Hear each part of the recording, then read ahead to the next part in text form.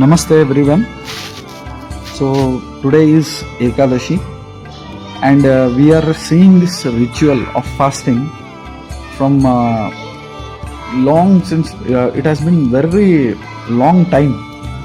So since the Vedic period we are seeing this ritual called Ekadashi. So in this Ekadashi what happens actually, there is a ritual which is being done by all the people. So many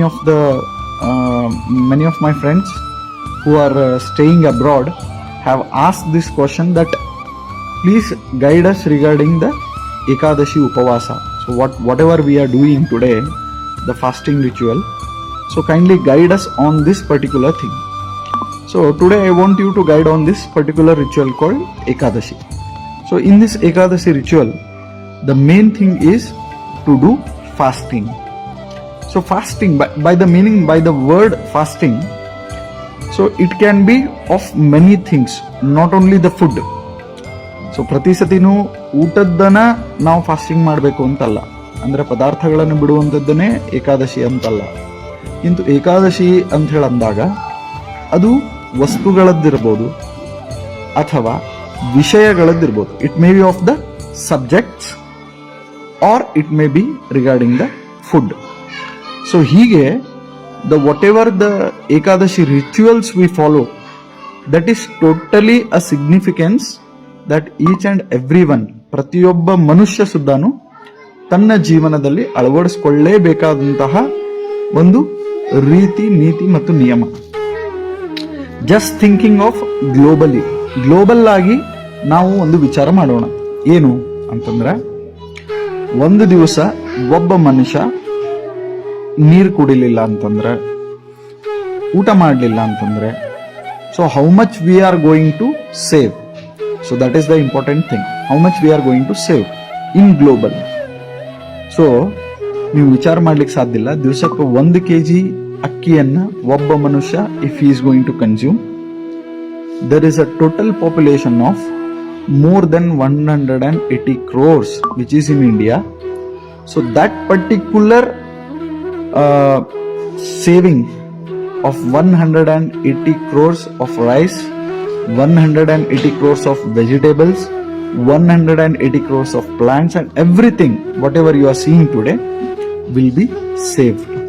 So ಅದಕ್ಕೆ ಏಕಾದಶಿ ಉಪವಾಸ ಅಂತ ಹೇಳಿ ಬಂತು ಅಂತಂದ್ರೆ, so ಅದನ್ನ ನಾವು ಹೆಚ್ಚಿನ ಪ್ರಮಾಣದೊಳಗೆ ವಿ ಶುಡ್ ಪ್ರಮೋಟ್ ಇಟ್. ಯಾಕೆ? ನೀವು ಒಂದು ದಿವಸ, ಆಮೇಲೆ coming to the point of subjects. So subject ಅಂತ ಹೇಳಿ ಬಂದಾಗ, ವಿಷಯಗಳು ಅಂತ ಹೇಳಿ ಬಂದಾಗ, ಸೊ ಒಂದು ದಿವಸ ನೀವು ಸಿಟಿಗೆ ಹೇಳುವುದಲ್ಲ ಅಂತಂದ್ರೆ it will be very helpful. ಒಂದು ದಿವಸ ನೀವು ಯಾರ ಮೇಲೇನೂ ಕೋಪಿಸ್ಕೊಳ್ಳೋದಿಲ್ಲ, ಆಮೇಲೆ ಯಾರ ಮೇಲೇನೂ ಈರ್ಷ್ಯೆ ಪಡೋದಿಲ್ಲ, it will be very helpful. ಇವತ್ತು ಒಂದು ದಿವಸ ನಾವು ಇವರೆಲ್ಲರ ಮೇಲೆ ಪ್ರೀತಿ ಮಾಡ್ತೇನೆ, so that will be very helpful. So by this what I want to say and what I mean is the whole concept of devotionality is making a human being strong. So ನಿಮ್ಮನ್ನ ನೀವು ಗಟ್ಟಿ ಮಾಡ್ಕೊಳ್ಬೇಕು. So ಬರೀ ಹೊಟ್ಟೆಯಿಂದ ಗಟ್ಟಿ ಆಗೋದಲ್ಲ, ಉಪವಾಸದಿಂದ ಗಟ್ಟಿ ಆಗೋದಲ್ಲ, ಸ್ವಭಾವದಿಂದ ಗಟ್ಟಿ ಆಗೋದಲ್ಲ, ಒಳಗಡೆ ಹೊರಗಡೆ ಎರಡೂ ಕಡೆಗೂ ಕೂಡ ಸೊ ನೀವು ಗಟ್ಟಿಯಾಗಿರಬೇಕು ಅಂತನ್ನುವಂತಹ ಕಾನ್ಸೆಪ್ಟು ಈ ಏಕಾದಶಿ ವ್ರತಕ್ಕೆ ಇದೆ. ಸೊ ಅದಕ್ಕೆ whatever I want to clear right now is everyone should and must follow these rituals which is called as Ekadashi, and it will be a damn good thing. It will be very helpful and it will make you strong internally as well as externally. So you will be very strong. ಆಮೇಲೆ ನಿಮ್ಮ ಏನು ಒಂದು ಇದು ಇದೆ, whatever caliber you have, so that caliber will come out. So that caliber will come out and you can feel that I have this much strength. ಯಾಕಂತಂದ್ರೆ one certain age ಆದ್ಮೇಲೆ ನಮಗೆ ಗೊತ್ತಾಗೋದಿಲ್ಲ ನಾನು ಇದನ್ನ ಬಿಟ್ಟಿರ್ಬೋದೋ ಹೆಂಗ ಅಂತನ್ನುವಂತ ಒಂದದ್ದು ಭಾವನೆ ನಮ್ಗೆ ಗೊತ್ತಾಗೋದಿಲ್ಲ. So this particular thing will help you so much that at the end of the day ನಿಮಗೆ ಆ ಭಾವನೆ ಗಟ್ಟಿ ಆಗ್ತದೆ. You will be very strong. So ಇವತ್ತು ಎಷ್ಟೋ ಜನರಿಗೆ ಹೆಂಗಾಗ್ಬಿಟ್ಟದ ಅಂತಂದ್ರೆ ಎಲ್ಲದಕ್ಕೂ ಒಂದು ಹೆದರಿಕೆ, ಒಂದು ಭಯ, ಒಂದು ಅಂಜಿಕೆ, ಇದೆಲ್ಲವೂ ಮನೆ ಮಾಡಿಬಿಟ್ಟಿದೆ. ಆದ್ದರಿಂದ ನಾವೇನ್ ಮಾಡ್ಬೇಕಪ್ಪ ಅಂತಂದ್ರೆ ಈ ಭಯಗಳಿಂದ, ಈ ಸಂಸಾರದ ಭಯಗಳಿಂದ, the worldly things which we are attracted ಅಂದ್ರೆ ಇದು ಆಗ್ಲಿಲ್ಲ ಅಂತಂದ್ರೆ ನಡೆಯಂಗೆ ಇಲ್ಲ ಅಂತನ್ನುವಂತ ಪರಿಸ್ಥಿತಿ ಇದೆಯೋ, ಸೊ ಅಲ್ಲೇ we can work it out. So by this thing what I want to say is, so all of you kindly perform this vrata, this fasting, this ritual, which is a very very very good thing and helpful thing. ಅದಕ್ಕೆ ದಾಸರು ಕೂಡ ಹೇಳ್ತಾರೆ ಏನಂತಂದ್ರ, ಏಕಾದಶಿ ವ್ರತವ ಮಾಡಬೇಕು ಮನುಜ. So every one should perform this Ekadashi vrata. So ಒಂದು ದಿವಸ ಒಂದು ಸ್ವಲ್ಪ ನೀರನ್ನ, ಒಂದು ಸ್ವಲ್ಪ ಆಹಾರ ಪದಾರ್ಥಗಳನ್ನ, ಬಹಳ ಮುಖ್ಯವಾಗಿ ವಿಷಯಗಳನ್ನ ಬಿಡ್ರಿ. So that will help you a lot and it will make such a drastic change ಅಲ್ಲ. ನಿಮಗೆ you will start concentrating on the things. ಒಂದು ದಿವಸ ನಾನು ಈ ಕೆಲಸ ಅಂದ್ರೆ ಡೈಲಿ ನಾ ಏನ್ ಮಾಡ್ತಾ ಇದ್ದೆ, ಸೊ ಅದನ್ನ ಬಿಟ್ಟು ನಾನು ಬೇರೆದು ಹೊಸದನ್ನ ಒಂದು ಮಾಡ್ತೇನೆ ಅಂತ ಹೇಳಿ ನೀವು ಇಟ್ಕೊಂಡ್ರಿ ಅಂತಂದ್ರೆ, ನಮ್ಮಮ್ಮ my mom she used to say, what to say ಅಂತಂದ್ರೆ, ದಿವ್ಸಕ್ಕೆ ಒಂದು ಒಳ್ಳೆ ಕೆಲಸ ಮಾಡಪ್ಪ. You have to do one good thing daily from your daily routine. ಅಂದ್ರೆ ನೀವು ಮಾಡುವಂತ ದಿನದ ಕೆಲಸ ಬಿಟ್ಟು ಒಂದು ಎಕ್ಸ್ಟ್ರಾ ಕೆಲಸ ನೀವು ಮಾಡು ಅಂತ ಹೇಳಿ ನನಗೆ ಯಾವಾಗಿದ್ರು ನಮ್ಮಮ್ಮ ಹೇಳಿದ್ರು. ಸೊ ಅದಕ್ಕೆ ಇವತ್ತಿಗೂ ನಮ್ಮಮ್ಮ ಹೇಳಿದ್ದನ್ನ ನನಗೆ ಎಷ್ಟೋ ಒಂದ್ ಕಡೆ ಒಂದು ದಿವಸ ಮಾಡ್ಲಿಕ್ಕೆ ಆಗ್ತದ, ಒಂದೊಂದು ದಿವಸ ಮಾಡ್ಲಿಕ್ಕೆ ಆಗಂಗಿಲ್ಲ. ಬಟ್ ನಮ್ಮಮ್ಮ ಹೇಳಿದ್ದು ಇವತ್ತಿಗೆ ನನಗದು ಬಹಳ ಖರೆ ಅಂತ ಅನಿಸ್ಲಿಕ್ಕೆ ನನ್ನ ಲೈಫ್ ಒಳಗೆ. ಯಾಕ, ದಿವಸದ ಶೆಡ್ಯೂಲ್ ನಾವು ಫಾಲೋ ಮಾಡ್ಕೋತ ಹೋಗ್ಬಿಡ್ತೇವೆ. ಬೆಳಗ್ಗೆ ಹೇಳ್ತೇವೆ, ಸ್ನಾನ ಮಾಡ್ತೇವೆ, ಎಲ್ಲೋ ಕೆಲಸ ಇದನ್ನ ಮಾಡ್ತೇವೆ. ಸೊ ಇದನ್ನ ನಾವು ಕಂಟಿನ್ಯೂಸ್ ಆಗಿ ಫಾಲೋ ಮಾಡ್ಕೊಂಡು ಹೋಗ್ಬಿಡ್ತೇವೆ. ಬಟ್ ಅದೇನ್ ಮುಖ್ಯ ಕೆಲಸ ಆಗ್ಬೇಕಲ್ಲ, ಸೊ ಅದ ಹಂಗೇ ಉಳಿದ. Sit in your class and go and do your work. So this is the thing. So ನೀವೆಲ್ಲರೂ ದಯವಿಟ್ಟು ಮಾಡ್ರಿ ಇದನ್ನ. So this will be very helpful. ಅದು ಏಕಾದಶಿ ವ್ರತನೇ ಇರ್ಬೋದು ಅಥವಾ ಯಾವುದೇ ಪೂಜೆ ಇರ್ಬೋದು, ಪುನಸ್ಕಾರ ಇರ್ಬೋದು. These all things are there to help you out. And there are many sorrows in life. ಎಲ್ಲರಿಗೂ ಕಷ್ಟಗಳಿದ್ದಿದೆ, ಎಲ್ಲರಿಗೂ ತೊಂದರೆಗಳಿದ್ದಿದೆ. ಯಾರೂ ಸಡನ್ ಆಗಿ ಜೀವನದೊಳಗೆ ಮ್ಯಾಲೆ ಬರ್ಲಿಕ್ಕೆ ಆಗಂಗಿಲ್ಲ. ಆಯ್ತಾ, ನಾ ಭಾಳ ದೊಡ್ಡ ಮನುಷ್ಯ ಆಗ್ಬಿಡ್ತೀನಿ, ನಾ ಹಂಗಾಗ್ಬಿಡ್ತೀನಿ, ನಾ ಹಿಂಗೆ ಮಾಡ್ಬಿಡ್ತೀನಿ, ನೀವು ಮಾಡ್ರಿ ನಾ ಮಾಡ್ತೀನಿ ಅಂತ ನಾವು ಹಮ್ದಿಂದ ಇದನ್ನು ಹೇಳಿಕತ್ತಿಲ್ಲ.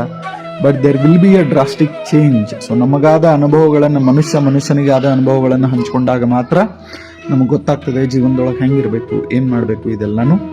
So from this live I want to tell you all the people who are there listening that kindly perform the Ekadashi vrata, kindly do the things. So ನೀವು ಡೈರೆಕ್ಟ್ ಆಗಿ ಕೆಲವೊಮ್ಮೆ ಕೊಡ್ಲಿಕ್ಕೆ ಆಗಂಗಿಲ್ಲ, ದಾನ ಧರ್ಮ ಮಾಡ್ಲಿಕ್ಕೆ ಆಗಂಗಿಲ್ಲ. So on this day particularly ನೀವು ಒಂದು ಹೊತ್ತು ಉಪವಾಸ ಇರ್ರಿ, ದೇವರಿಗೋಸ್ಕರ ಅನ್ರಿ, ಅಥವಾ ನಾನು ಬೇರೆ ಮನುಷ್ಯನಿಗೆ ಒಂದು ಊಟ ಹಾಕಿಸ್ತೀನಿ ಅಂತನ್ರಿ. ಉಪವಾಸ ಇದ್ದ ಯಾಕೆ ಹಾಕಿಸ್ಬೇಕು ಅಂತ ಅನ್ಕೊಳ್ರಿ, ಇಲ್ಲ ಏನು, ಬಟ್ ಯಾವ್ದು ಆಯಾಮದೊಳಗೆ whatever dimensions you want to take you can take. So but at the end of the day do something good. ಅಂದ್ರೆ ಒಳ್ಳೆ ಕೆಲಸ ಎಷ್ಟಾಗ್ತದಷ್ಟು ಮಾಡೋಣಂತ. ಯಾಕೆ, because that particular thing is to going to come back. So ಇದನ್ನ karma theory ಅಂತ ಹೇಳ್ತೇವೆ ನಾವು. ಏನಂತಂದ್ರೆ, ನಾವು ಒಳ್ಳೇದು ಮಾಡಿದ್ರೆ ಒಳ್ಳೇದಾಗೇ ಆಗ್ತದೆ. ನಾವು ಏನೋ ಒಂದು ಫೇಸ್ಬುಕ್ ಒಳಗೆ, ಸೋಷಿಯಲ್ ಮೀಡಿಯಾದೊಳಗೆ ಅಥವಾ ಮತ್ತೊಂದು ಎಲ್ಲೋ ಕಡೆ ವಿ ಕ್ಯಾನ್ ಕಮೆಂಟ್ ಈಸಿಲಿ, ಇವ ಹಿಂಗೆ ಮಾಡ್ತಾನೆ, ಅವ ಹಿಂಗೆ ಮಾಡ್ತಾನೆ, ಆಕಿ ಹಿಂಗೆ ಮಾಡ್ತಾಳೆ, ಇವ ಹಂಗೆ ಮಾಡ್ತಾನೆ, ಇವ ಹಂಗೆ ಮಾಡಿದ, ಅವನದೇನು. ಎಲ್ಲರೂ ಅವ್ರವ್ರ ಜೀವನ ನಡೆಸ್ತಾರ್ರಿ. ನೀವು ಅಂದ್ರಷ್ಟು, ಬಿಟ್ರಷ್ಟು, ಮಾಡಿದ್ರಷ್ಟು, ಹೋದ್ರಷ್ಟು, every one will lead their life in their own way. So but the one thing is the ಸಾರ್ಥಕತೆ. ಆ ಸಾರ್ಥಕತೆ ಅಂತ ಅನ್ನೋದೇನಿಲ್ಲ. ಆ ಸಾರ್ಥಕತೆ ಯಾವಾಗ ಬರ್ತದೆ ಅಂತಂತಂದ್ರೆ, ನೀವು ನಿಮ್ಮ ಲೈಫಿಗೆ ಮಾಡ್ಕೊಂಡಂಗಲ್ಲ, ಬೇರೆಯವರು ತಮ್ಮ ಲೈಫ್ ಒಳಗೆ ನಿಮ್ಮನ್ನ ನೆನೆಸ್ಕೊಂಡಾಗ. ಸೊ ಆ ರೀತಿ ನಾವು ಬದುಕಬೇಕು. ಸೊ ದಿಸ್ ಹೋಲ್ ಇದು ಏನು confirmation of the performing the rituals ಅಂದ್ರೆ ನಿಮ್ನೇನು ನಾನು ಇವತ್ತು ಕನ್ವಿನ್ಸ್ ಮಾಡ್ಲಿಕ್ಕತ್ತೇನೆ.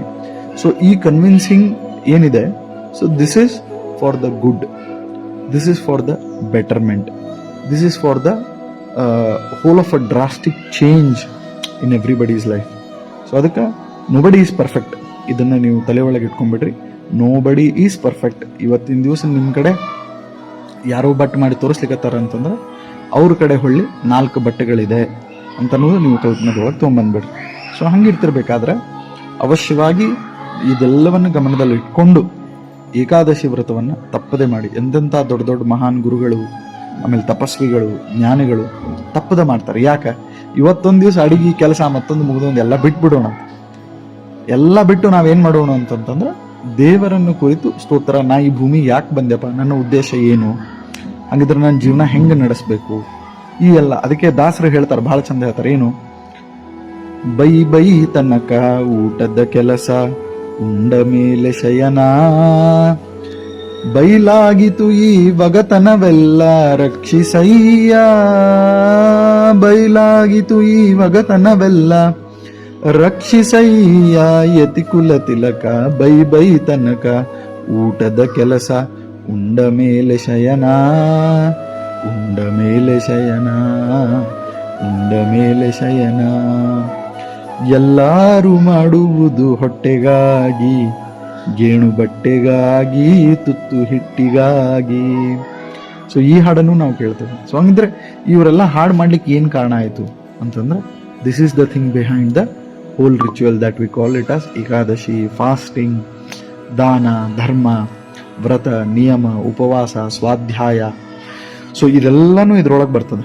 ಸೊ ಅದಕ್ಕೆ ನಾವು ಮಾಡಲಿಲ್ಲ ಅಂತಂದ್ರೆ ಮತ್ತಿನ್ಯಾರು ಮಾಡಬೇಕು? As A human being, if we are not doing, so ಯಾವುದೋ ಒಂದು ಪ್ರಾಣಿ ಪಕ್ಷಿ ಅಂತೂ ಇದನ್ನ ಮಾಡ್ಲಿಕ್ಕೆ ಸಾಧ್ಯ ಆಗಂಗಿಲ್ಲ, ಹೌದಾ? ಸೊ ಹಂಗಿರ್ತಿರ್ಬೇಕಾದ್ರೆ we have to perform. So ಅದು ನಮ್ಮ ರೆಸ್ಪಾನ್ಸಿಬಿಲಿಟಿ, ಅದು ನಮ್ಮ ರೆಸ್ಪಾನ್ಸಿಬಿಲಿಟಿ. ಈ ಜಗತ್ತಿಗೆ ಬಂದೇವಿ, ಡೈರೆಕ್ಟ್ ಆಗಿ ಏನೂ ಕೊಡ್ಲಿಕ್ಕೆ ಸಾಧ್ಯವಾಗದೇ ಇದ್ದಂತಹ ಪಕ್ಷದೊಳಗೆ ಇಂಡೈರೆಕ್ಟ್ ಆಗಿ ಈ ಉಪವಾಸ ವ್ರತ ನಿಯಮಗಳನ್ನ ಮಾಡುವಂಥದ್ದು. ಸೊ ಇಷ್ಟೊಂದು ಉಪವಾಸ ರೀತಿ ನಿಯಮಗಳನ್ನು ಯಾಕೆ ಹೇಳಿದ್ರು? ಯಾರು ಜ್ಯೋತಿಷ್ಯರು, ಆಮೇಲೆ ಪುರೋಹಿತರು ಕುಂಡ್ಲಿ ನೋಡಿದಾಗ ಹೇಳ್ತಾರೆ, ಇಲ್ರಿ ಇಂಥದ್ದು ದಾನ ಕೊಡ್ರಿ, ಹಿಂಗ್ ಮಾಡ್ರಿ, ಪ್ರದಕ್ಷಿಣೆ ಹಾಕ್ರಿ, ನಮಸ್ಕಾರ ಮಾಡ್ರಿ, ಎಲ್ಲೋ ಒಂದು ಪೂಜಾ ಕಾರ್ಯ ಮಾಡ್ರಿ. ನೀವೇನ್ ಅನ್ಕೊಳ್ತೀರಿ? ನನ್ನ ಕುಂಡ್ಲಿ ಒಳಗೆ ಒಂದೇನೋ ದೋಷದ, ಅದಕ್ಕೆ ನಾನು ಇದನ್ನ ಮಾಡ್ಲಿಕ್ಕತ್ತೇನಿ ಅಂತ ಹೇಳಿ ಅನ್ಕೊಂಡು ನೀವು ಅದನ್ನ ಮಾಡ್ತೀರಿ. ಬಟ್ ನೀವು ಮಾಡುವಂತಹ ಭರದೊಳಗ ಇಡೀ ಜಗತ್ತಿಗೆ ಒಳ್ಳೇದಾಗಿರ್ತದೆ. ಸೊ ಲೋಕ ಸಮಸ್ತ ಸುಖಿನೋ ಭವಂತು. ಒಂದೊಂದು ಪೂಜೆ, ಒಂದೊಂದು ಪುನಸ್ಕಾರ, ಒಂದೊಂದು ರೀತಿ, ಒಂದೊಂದು ನೀತಿ, ಒಂದೊಂದು ನಿಯಮ, ಒಂದು ಪದ್ಧತಿ, ಒಂದು ಮಂಗಳಾಗೌರಿ, ಒಂದು ವಾಸ್ತುಶಾಂತಿ, ಒಂದು ಹೋಮ, ಒಂದು ಹವನ, ಒಂದು ಕುಂಡ್ಲಿ ವರ್ಗದ ಮಾರ್ಗದರ್ಶನ, ಇದೆಲ್ಲವೂ ಕೂಡ ಏನ್ ಮಾಡ್ತದ ಅಂತಂದ್ರೆ ನಮ್ಮನ್ನ ಆ ಒಂದು ಲೆವೆಲ್ಗೆ ತಗೊಂಡು ಹೋಗ್ತದೆ. ಸೊ ಅದನ್ನ ಅರ್ಥ ಮಾಡ್ಕೊಂಡವ್ರು ಯಾರು ಅಂತಂತಂದ್ರೆ ಅದನ್ನ ಅನುಭವಿಸಿದಾಗನೇ ಅರ್ಥ ಆಗೋದು.